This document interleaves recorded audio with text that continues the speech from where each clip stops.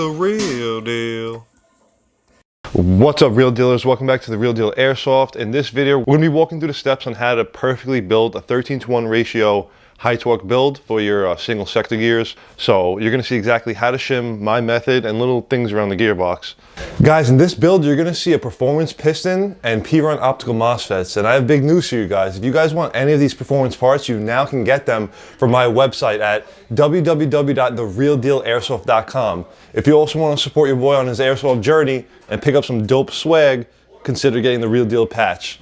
All right, guys, just letting you know, www.therealdealairsoft.com to pick up any of these performance parts and shipping in 0 to 2 business days. I know you don't like waiting. Bruh. So get to upgrading, guys. Pick yourself up a Perun MOSFET or some performance parts. Let's get back to the build. It's going to be a 13:1 ratio build utilizing a Starway 30K motor. Really rare motor. I love them. You can barely get your hands on them. Without any further ado, let's take a look at all the parts.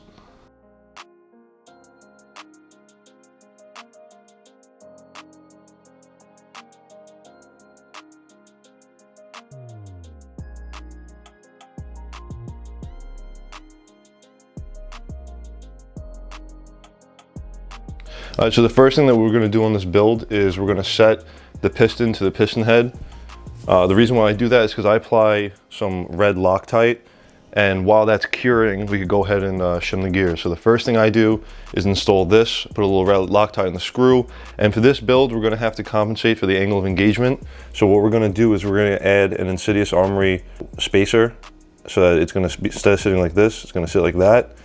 And so we're going to set that to the side. We're going to do that first, and then we're going to jump into shimming the gears.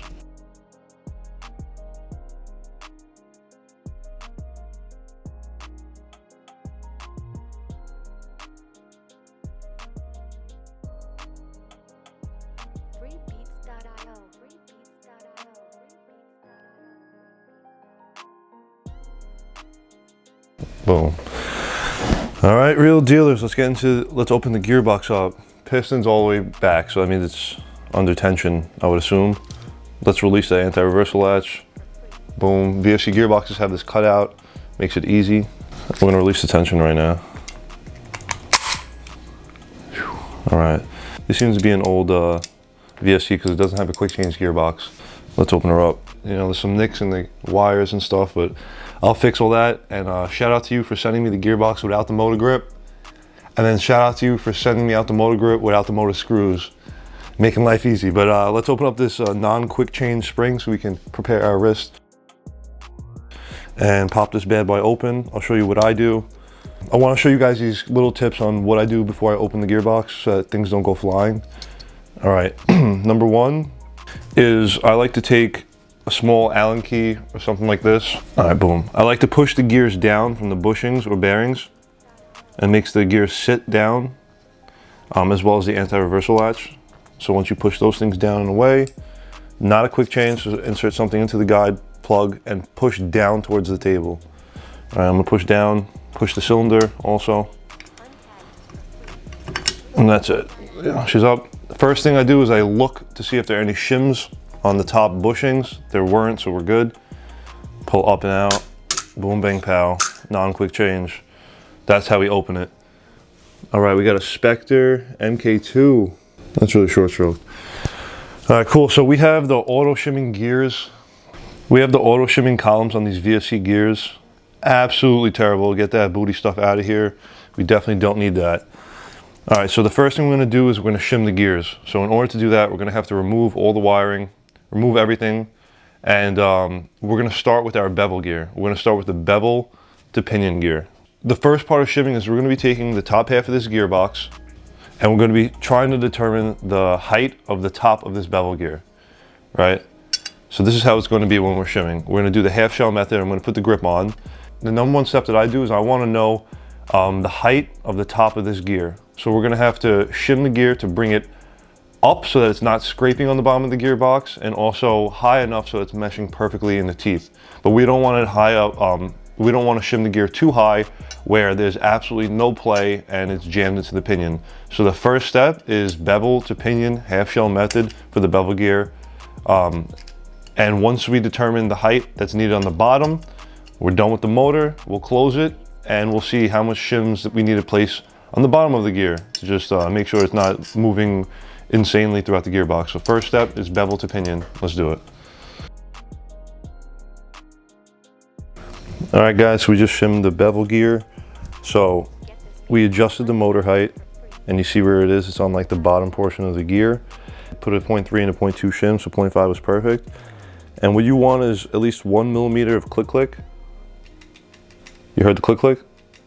Click click. If it can't do that, it's too tight. So that's how we shim the bevel gear. So we determined the height on the bottom of the gear. Now we're going to take the motor out and shim the top part of the gear. So that the first step is done. All right, now we're shimming the top part of the gear.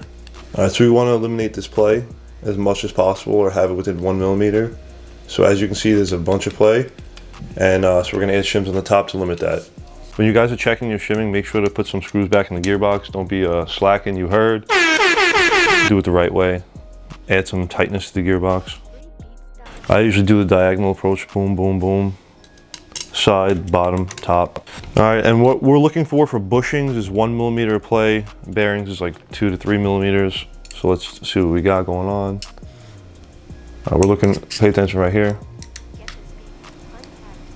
Nice, got like 1 millimeter of play.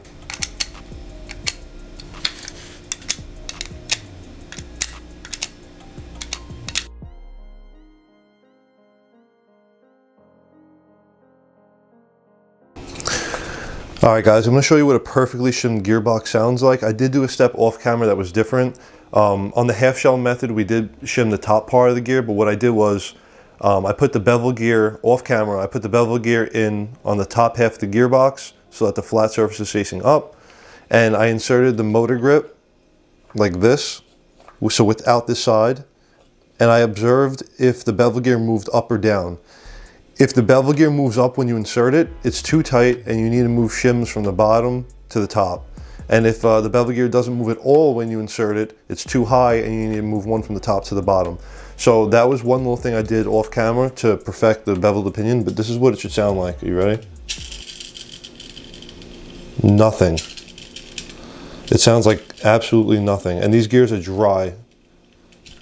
Hold on, let me get it. Boom. All right, so the next step is we're going to be shimming your spur gear, but we're going to be shimming the bevel to spur now. We want to make sure that the bottom of the bevel clears this portion of the step and doesn't scrape that. So it's easy. And again, remember, every time we open the gearbox, push down on the gear. Remember that. And check to see if any shims fell, because you don't want to lose count of this. This is hard work right here. Always put the shims back on. Like, this is the most annoying part, but you really cannot afford to lose count of this. You're going to spend a lot of time shimming your gears. Make sure you don't lose any of them. I literally just dropped one on the floor. Oh my God. I see it though. I see it though. First thing, put the spur. Nice and dry. Don't like that. We want to add a couple shims until it's freely spinning.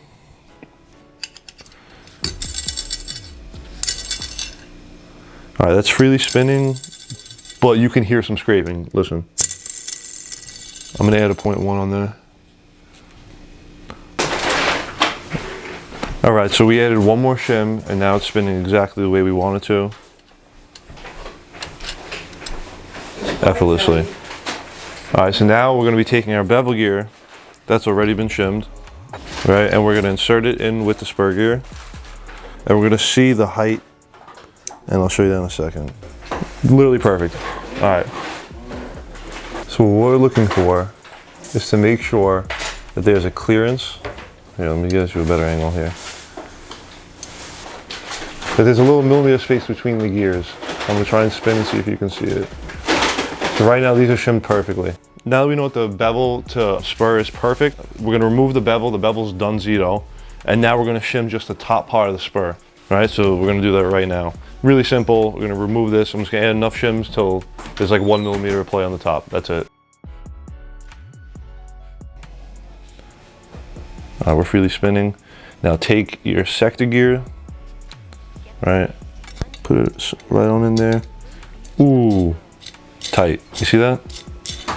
And there's no clearance.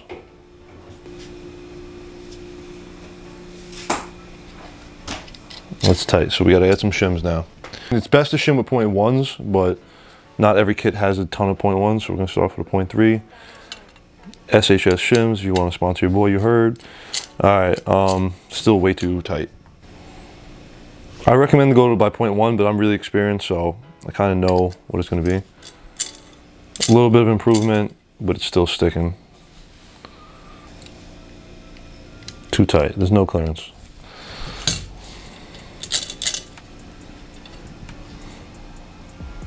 To add another one. And the whole idea is to basically shim the gear that you're doing based off the previous gear. That's like my method, so. And it works every time. We're getting there.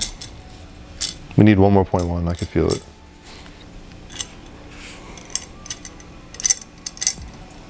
Shim. Too much play, we're gonna shim it so that the sector gear doesn't have this much side to side play. So add some shims on the top to limit this play to about 1 millimeter. Put all the shims in back together, spin them up, and we'll see how it's shimmed.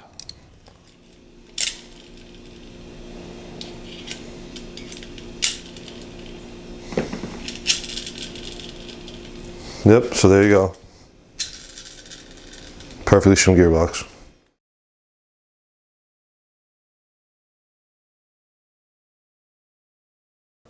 The real deal.